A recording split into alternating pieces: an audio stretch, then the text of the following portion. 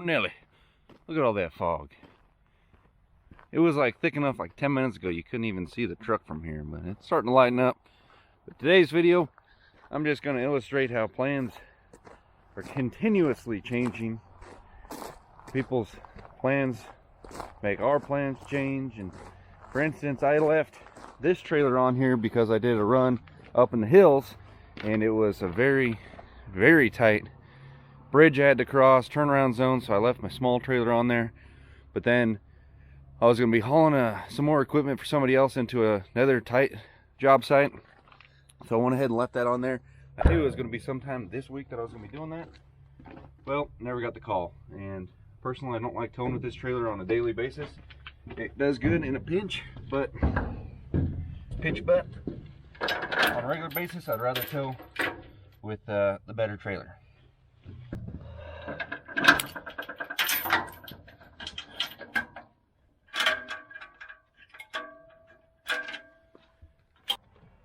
Make sure I grab all my gear out of this trailer. Speed binders. Typically I'd like to have everything just ready to go so I can get in the truck the morning that I'm headed out, and we can just get on to work. But didn't happen.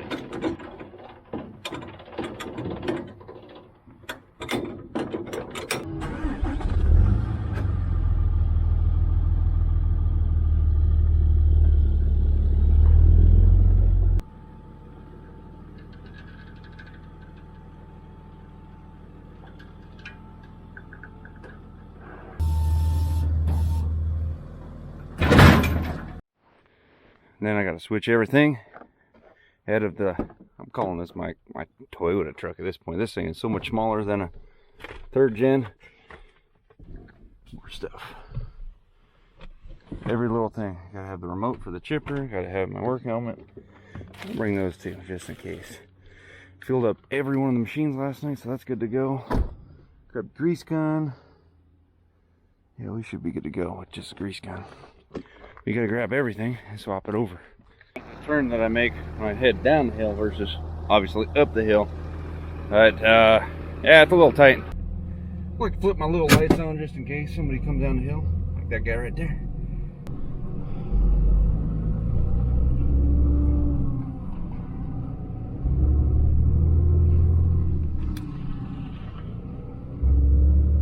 Made it.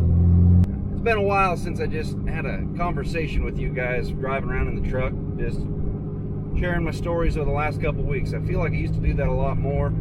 I don't know if you guys particularly cared for it, but it was kind of nice just to share with you guys, catch you up to speed with everything that's gone on. A lot of plans have been changing. I don't want you guys thinking I'm just going to be complaining. This is just conversation pieces on what happened with these last couple jobs, and then I'm going to talk to you guys about plans of this channel and why I changed everything. Well, them boys, 4 pieces of equipment. I seen they moved in a big excavator there yesterday morning, and now they got a big pile of dirt and 3 skid steers. In case one breaks down, you got 2 backups, you know what I'm saying? But anyway, so I want to talk about plans with the other channel a little bit too.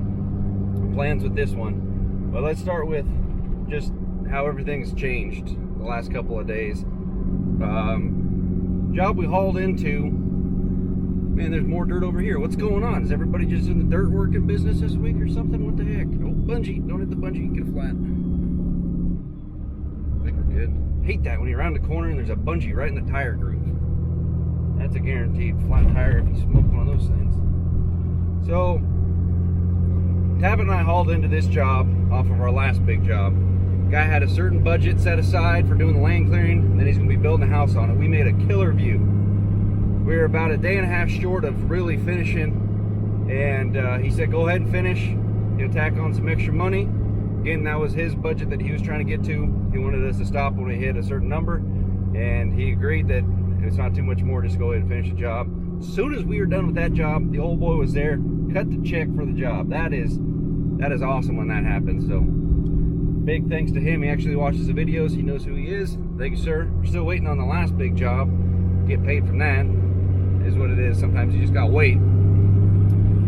But rewind, when we first showed up on there, 3 of the direct neighbors came and talked to us, approached us about having us do some work on their property as well, which lot of the times that's how it goes. We get extra jobs off of the one main job. Works out great when it works out great. So we looked at 2 of the neighbors' jobs, didn't get a hold of the 3rd, and last night I spent about an hour after work talking to one of the neighbors, figuring out a game plan. He was all set for 2 days on a day rate to do some thinning around his property, removing a bunch of dead trees. And last night, somewhat late, he calls up and he says he's not ready for the work to be done. So here I am. I got the Ken Cowboy truck all set to go with all the gear. Not planning on towing anything because it just literally drive to the neighbors. Got with my pants down. You know how that goes. Spent a couple extra minutes this morning getting everything ready. Could have done it last night, but you know, it was a little late. So that whole plan changed to working in the neighborhood. It does save neighbors quite a bit of money when we could just get rid of the move-in fee and all that stuff, because we're right there. It's easier for everybody. I don't have to do any trucking, just straight hop to the next property. Well, we have another couple jobs lined up, waiting on some stuff to roll through with those. There's a couple simple jobs, just land clearing, some mulching and stuff like that. But then there's this one, this guy fell a tree over backwards on a house. None of our outfit was responsible for this setup. Guy showed up on his own, possibly uninsured. Worst case scenario, cuts his hinge wood off, tree falls over backwards, lands on a pretty nice house. You guys see a full video on that, but we were going to slide over to that job, start working on it today, because we're supposed to have rain tomorrow. See, this big fog is pretty much like rain right now. The windshield is getting precipitation on it. But they got the driveway all congested, and don't really care to show up with a machine and start bumping elbows with somebody that's trying to clean their driveway out. We can't get into it anyway, so postpone on that one. But gosh dang, you go from like having a nice consistent roll through jobs, and then you hit one hiccup and then snowball a bunch more hiccups. That's all good. Made a couple more calls, went down the list of jobs that are on the schedule, and that's where we're headed now. But we just had to get the trailer hooked up, get everything switched over to the 5500, get the road rocking. And it's a little chilly outside this morning. But plans, I guess, I want to talk about for this channel. I started this channel really trying to emphasize I wanted to make a name of my dad's nickname, which was essentially a nickname that he made up, tried to give me, but I pushed off on him. But I always thought it'd be cool to have a company named after him, and then apparently a YouTube channel named after him now is pretty funny. So V-Belt & Son is literally my dad and I started off was I just wanted to do land clearing, logging and stuff, document that stuff. I was really still a pretty big fan of Logger Wade. I wanted to do videos like his and a couple other YouTubers. Logger Wade was like one of the originals that I started watching, and he's one of the few from the original group that I still watch. Those of you guys that are watching my videos religiously, I really appreciate you guys, because I know how, you know, you go in phases of watching different YouTubers and you really get hyped on one channel, and then after a while you kind of get burnt out on it. So I know several of you guys that are consistently watching my stuff, and I greatly appreciate that. Any of the new viewers, thank you very much. Typically I don't just do a lot of talking on a video, but I just want to clear the air. And whole point with this channel was so I can harness the tractor stuff, the truck stuff, towing to the jobs, documenting that, and started trying to, I wanted the channel to be more open so that I could put other stuff on it. I wanted to do the car scene. I've always wanted to do the car stuff, always. Look at this guy, he's completely fogged over. Turn your headlights on, dummy. You can't even see a white truck in the fog. Pretty sure that's illegal, whatever. But I wanted to have the trucks and tractors on the V-Belt & Son, and I always wanted to do cars. Trying to get the cars involved in this channel was taken away from what this channel originally was. So gave me a bigger sense of freedom, having my own personal channel. Samson Andrew channel, that's, I mean, for a startup channel, I think it's doing pretty dang good. My first video, almost 10,000 views on my opening video, which is freaking awesome. Thank you guys for that. I'm trying to get a rush on that one to get monetized. But that made me have a better, greater sense of appreciation for this, because now that I got my own stuff that's just strictly mine, you know, this one still mean, I call this mine my dad's channel because I named it after us. But, you know, I don't feel bad about doing car stuff on my own personal one now. It feels better that way. And then this one, I feel better about running with the V-Belt and Son name. I don't have any, never had any before, but just like entitlement issues or none of that stuff. Kind of like, come on, you know, it's my dad's nickname, which is perfectly fine. I didn't have no issues with that. But it's just nice to have the personal channel as well. So this one's going to strictly be equipment, job-related stuff, and the truck towing, any truck modification and stuff like that, how it always been. I'm just going to keep the cars and personal life out of this one. So it's a little bit of a jump, a little bit of, I don't know. Some might view it as not worth it, but I think it's worth it. Just the peace of mind that it's given me, it's definitely worth it. So that's pretty much where we're at on the whole, keep you up to date. This might be a podcast or something. Give you a little bit of through the gears. I ran out of stuff I really wanted to say. But right now, to lump it all up,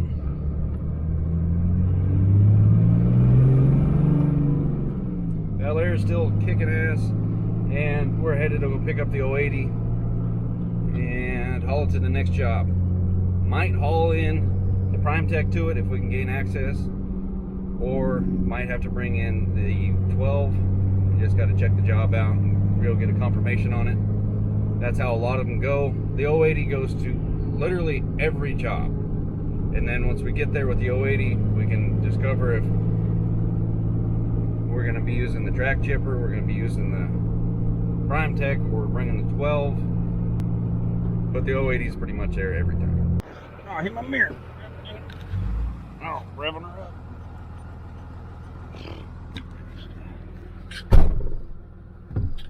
Crap. Alright. Jet coming backwards. The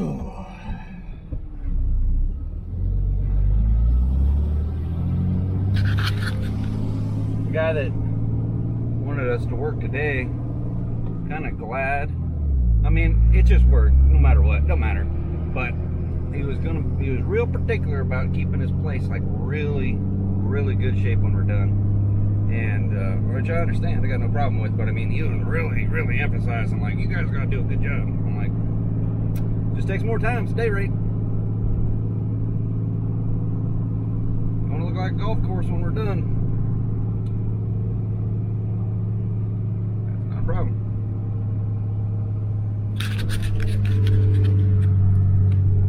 Here's a job we just finished. I think I got a video when it was done. But all that nice and cleared up there opens up for a killer view. Oh, look, he's got the 080 down here for me and everything. Yeah, boy. Can't even see it up there. Definitely more foggy here than it was down the hill, that's for sure. Whoop, whoop. Here's one thing that'll get you into trouble really damn quick. These are the keys for the chipper. Remember how I grabbed the remote for the chipper out of the other truck? Well, can't be missing any of the pieces of the puzzle. What did I do with the remote? Okay, good. I was like, I know I got it. But anyway, those keys, I keep those locked up in this or on the job. But now this thing's going to a different job. I'm leaving the chipper here. You see how the problems start to develop right there? You stuck here with the machine and no keys. Just bad news bears right there. Had the last hose finally blew. This grapple, man, what is this? Bought this thing before I got the 5500, so that was 5-6 years ago, something like that. These hoses, this is this one right here. Yeah, I mean, you can see how they get a little damaged and stuff, but they start to rot after a little while. Flexing back and forth really beats on them. Those are a high flex area. The last hose finally popped the other day after about 3,000 hours. I'm going to clear the air on a couple things. Speed Binders, speedbinders.com. These things are freaking awesome. Awesome company and people that make those. I use 3/8 chains to tie stuff down, grade 70, and talk about the tracks. Yeah, they're pretty chewed up, but until it starts popping the ribs out the center, we're going to run these. I have a brand new set sitting in the house waiting to go on. I've had the brand new set for about over a year waiting to go on here. And then talk about the last thing that sometimes people mention. Why do I use a ratchet strap right here versus putting a chain? Well, every time I've ever used a chain or used one on the lowboy, whatever, people like to throw it over right here, and it seems like they're always loose by the time they're done. Go over this spot, that's not bad, but it can hit my hydraulics here. You go over that spot right there, which isn't a bad spot, then it's going to hit my Zerk fitting. Go over something down here, but then there's so many moving parts, it's not worth it. Discovered if you use this, you can go around the cylinder, you're not hurting nothing, and that sucker is going to be tight no matter what. It's tight when you get there. It's going to be tight for 1,000 miles. That thing ain't going nowhere. Obviously, you're going to check on it, but the rating, 3,500 pounds for that thing, plenty for just holding the boom stationary. I mean, the boom ain't going nowhere anyway. It just, you got to put a tie down on it. You got to strap it with something. But anyway, me and Boone are ready to roll. Let me know what you fellas think. Driving down a hill like this, it's pretty steep. I got the trailer brakes doing a lot of the work, because last thing I want is the truck getting pushed a little bit and you lose it. Don't mind my peanut butter Eggo sandwich. Get her turned up into the deep red there. Especially when it's moist. Oh. Bad news bears. Little stuff here and there. And this spot sucks. Oh, I hate this spot.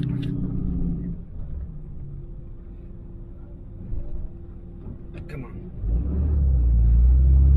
Ugh. It's a hill that's like right in between first and second gear, so you just gotta first gear it, wrapper, top.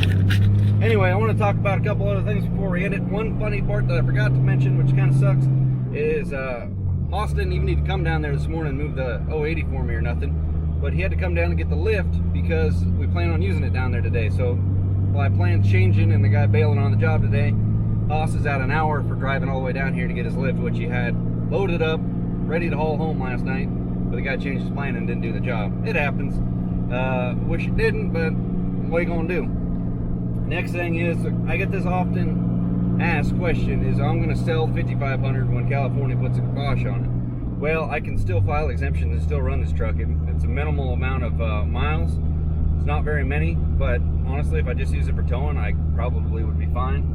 Or I can just register it in Nevada address and keep using the truck. Part of me wants to do that, and part of me wouldn't mind just having a newer truck and getting a newer trailer and be able to tow just a little bit more comfortable. If I bump up to a 40K trailer, I could get a decent sized truck later on that could haul what the trailer's rated for. Could do that. But as far as selling this truck that I'm driving right now, unlikely. I ain't gonna sell it. Not if I have ways I can still use it, and people think, well, you gotta sell your old truck in order to get a new one. It does help, but that's not always the case. So I'm gonna keep this old truck.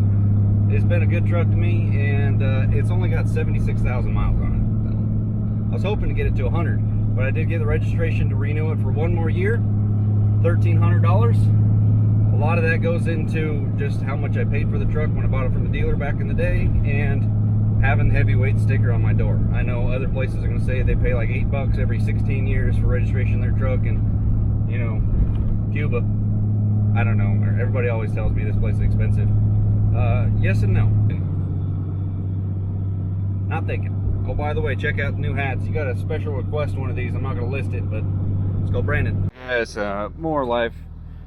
I just want to give you guys another update on always changing plans. So this job's not done. I need to go get the mulcher and do some other stuff, but plans changed because one of the trees has internet antenna in it. Can't drop the tree until the climber shows up. Climber didn't show up, so we got to come back to this job to get the last two trees, but I'll bring the mulcher when I do. And the place where we just hauled out of, the guy was maxed his budget out, like I told you earlier. We were able to finish the job. We did a couple extra trees, a couple extra days rather, and anyway, did a couple extra days over there. Is this guy gonna go or what?